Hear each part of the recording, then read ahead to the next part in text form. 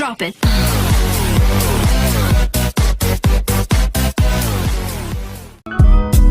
Assalamualaikum warahmatullahi wabarakatuh.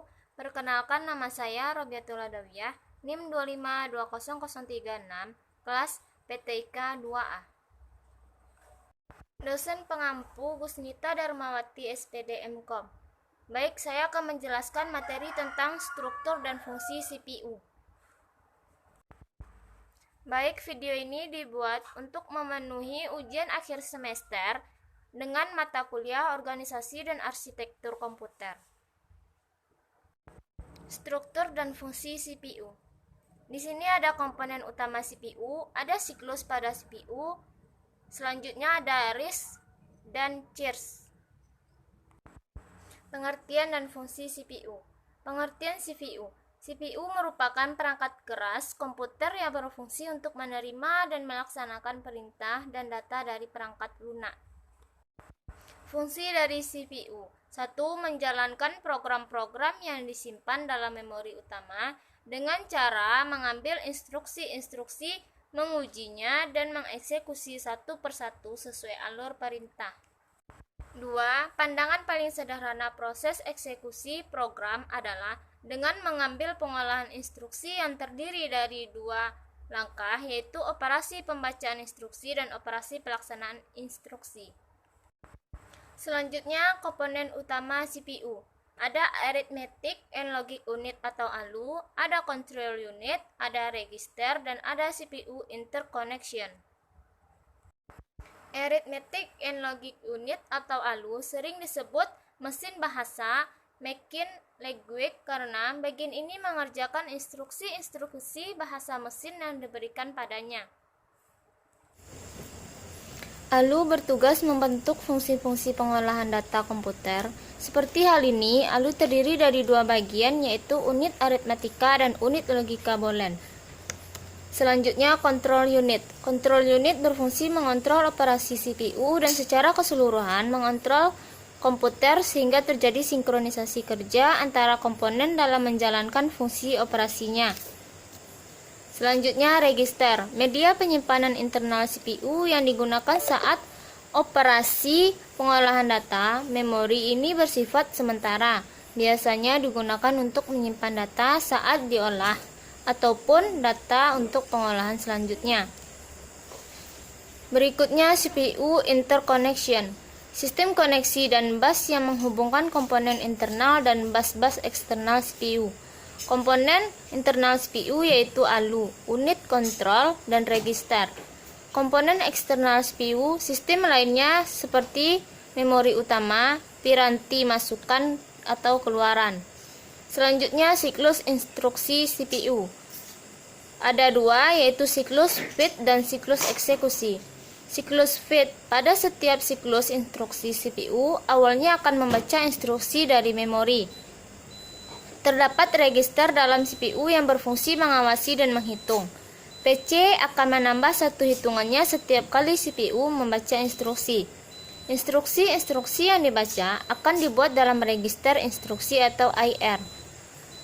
Instruksi-instruksi ini dalam bentuk kode biner yang bisa diinterpretasikan oleh CPU, kemudian dilakukan aksi yang diperlukan.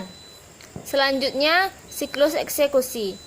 Siklus eksekusi 1.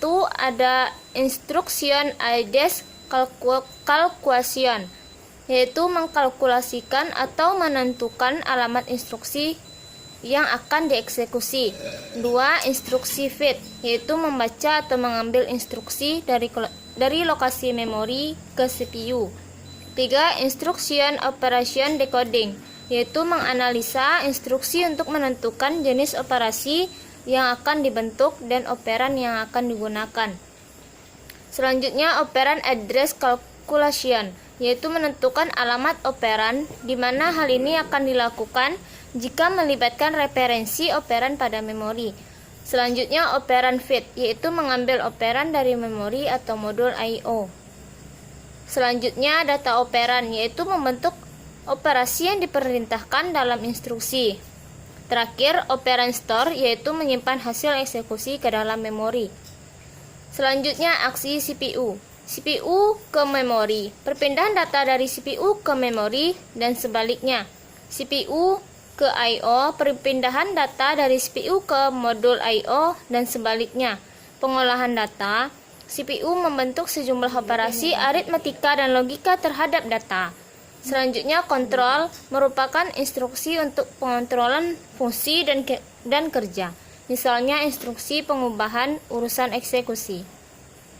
Selanjutnya, RISC.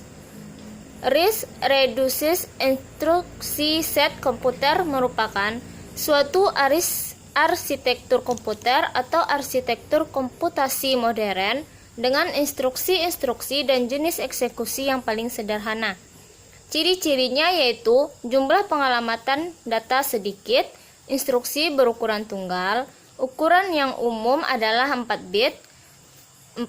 Tidak terdapat operasi yang menggabungkan operasi load atau store dengan operasi aritmatika. Selanjutnya, tidak terdapat lebih dari satu operan beralamat memori per instruksi.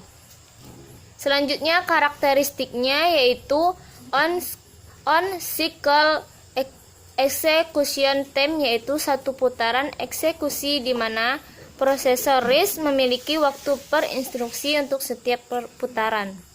2.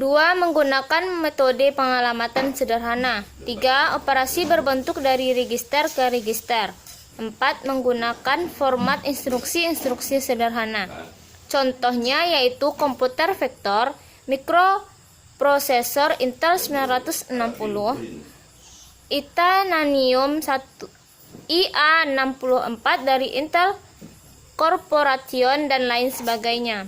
Selanjutnya, CISC. CISC adalah sebuah arsitektur dari set instruksi di mana setiap instruksi akan dijalankan beberapa operasi tingkat rendah seperti pengambilan dari memori, operasi aritmatika, dan penyimpanan ke dalam memori, semua dalam satu instruksi. Ciri-cirinya yaitu 1. Banyak terdapat perintah bahasa mesin. 2. Instruksi lebih kompleks. 3. Jumlah instruksi banyak. Selanjutnya, karakteristik CISC. 1. Program-program yang dihasilkan menjadi relatif lebih baik dan penggunaan memori akan semakin berkurang. 2. Meminimumkan jumlah perintah yang diperlukan untuk mengerjakan pekerjaan yang diberikan. Contohnya yaitu prosesor sistem 360, selanjutnya prosesor FAX, selanjutnya prosesor PDP-11, CPU AMD, Intel X86. Baiklah, hanya itu yang akan saya jelaskan. Semoga bermanfaat. Sekian, terima kasih. Assalamualaikum warahmatullahi wabarakatuh.